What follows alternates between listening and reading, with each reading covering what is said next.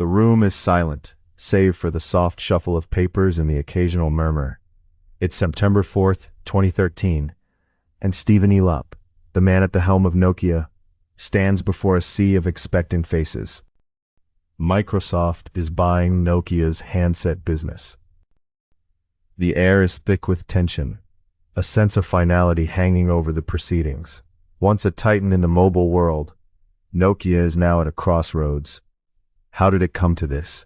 In the quiet Finnish town of Tampere, in 1865, Frederick Idestam founded a paper mill by the banks of the Nokian Virta River.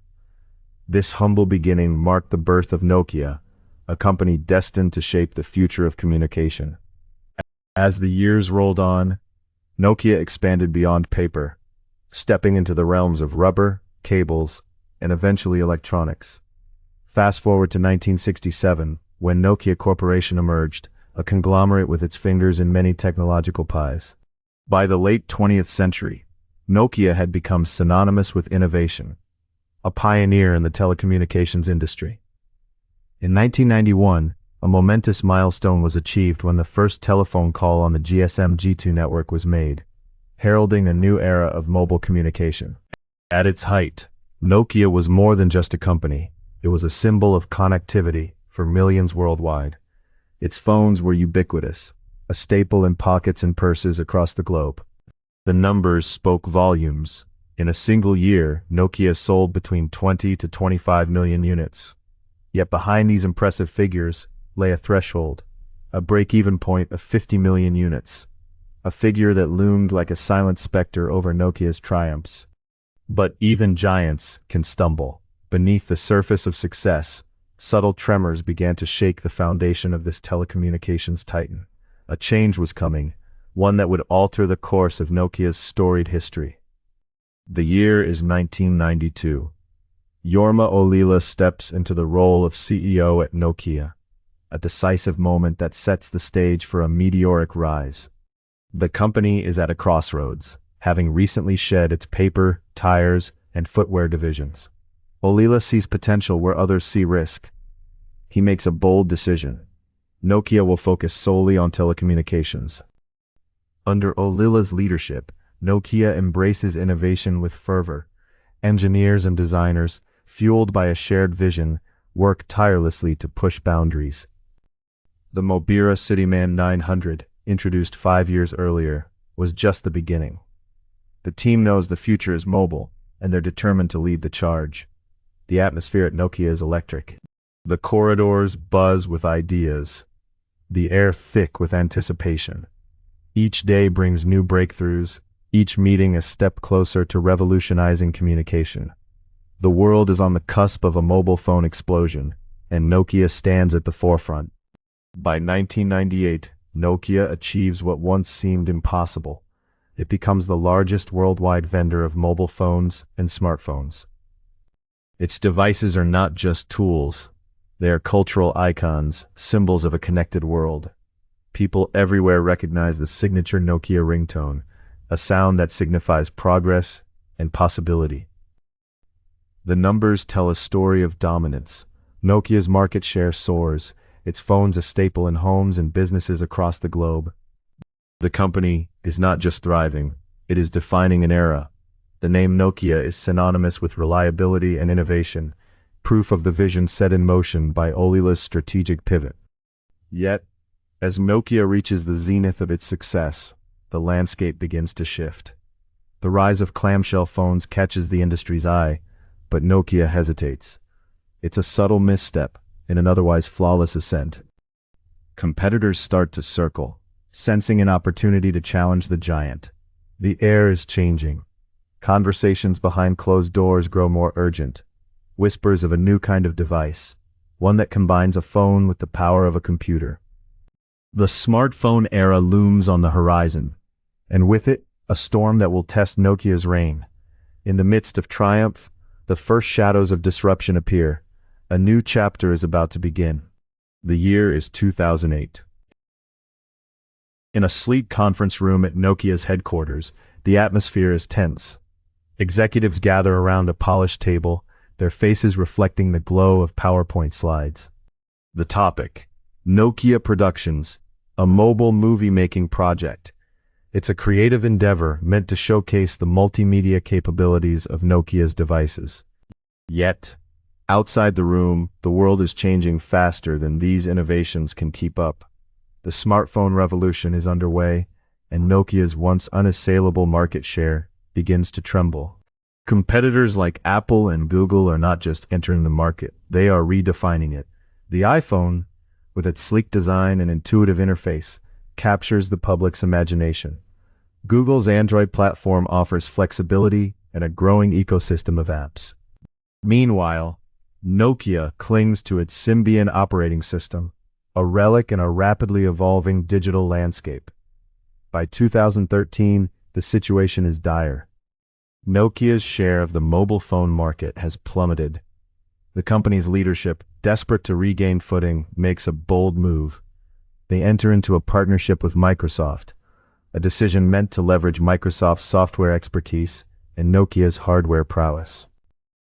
Yet, whispers of doubt echo through the halls. The Windows Phone operating system, though promising, fails to gain significant traction. Its market share inches up only from 2.6% to 3.3%. As part of the deal, Microsoft purchases Nokia's mobile phone business for $7.9 billion. It's a staggering sum, proof of what Nokia once was and what it hopes to become again. But the transaction is fraught with uncertainty. In Finland, where Nokia once accounted for 4% of the GDP, the public watches with bated breath. The company's identity, intertwined with national pride, hangs in the balance. In the boardroom, silence reigns. The enormity of the decision looms over the executives. This is the moment of no return. Nokia, the titan of telecommunications, has staked its future on an alliance that may not be enough to stave off obsolescence. The deal is sealed, and the ink is barely dry when the repercussions begin to ripple through the industry. The phones will soon stop ringing with the familiar Nokia tune, replaced by the uncertainty of a new era. As the final papers are signed, the executives exchange glances, acknowledging the gamble they've taken. The future is uncertain, and the next chapter will bring challenges they cannot yet foresee. September 4th, 2013. The ink dries on the deal between Nokia and Microsoft. It's a transaction of immense proportions, with Microsoft acquiring Nokia's handset business for $7.9 billion. The boardroom is silent, a mix of relief and apprehension hanging thick in the air. Outside, the world watches, knowing this moment could redefine the tech landscape. By November, Nokia prepares to present the deal to its shareholders. The value hovers around $7 billion, a figure that shows the gravity of Nokia's decision. The stakes are high, not just for the company, but for Finland itself, where Nokia's influence is woven into the national fabric. As the first quarter of 2014 approaches, the transaction's expected close looms large. The financial wheels are turning, with €1.5 billion in financing available to Nokia. This capital injection is crucial, a lifeline in turbulent waters. Yet, the market's response remains unpredictable. Meanwhile, the smartphone market is a battlefield, and Nokia's presence is shrinking. Total phone sales reach 53.7 million, a stark contrast to the dominance Nokia once enjoyed. The company's smartphone shipments, though improved from just under 3 million to 7.4 million, are dwarfed by competitors' figures. As Microsoft integrates Nokia's assets, the reality of the partnership sets in. The Windows Phone's market share sees a modest increase from 2.6% to 3.3%, a small gain in a fiercely competitive arena, dominated by Apple's iOS and Google's Android. The pressure mounts on Microsoft to justify its investment, to prove that this acquisition can turn the tide. In the broader market, Nokia's absence is felt. The brand that once symbolized innovation and reliability is now a shadow in the smartphone race. Apple and Google continue to soar, their ecosystems expanding, their user bases growing ever loyal. The deal's aftermath is a mixed bag. For Nokia, the path forward is uncertain. For Microsoft, the challenge is monumental. The smartphone war has claimed another casualty, and the industry braces for the next move in this relentless game of technological chess. The saga continues as new players and strategies emerge on the horizon. In the aftermath of Nokia's sale to Microsoft, the tech world stands at a crossroads.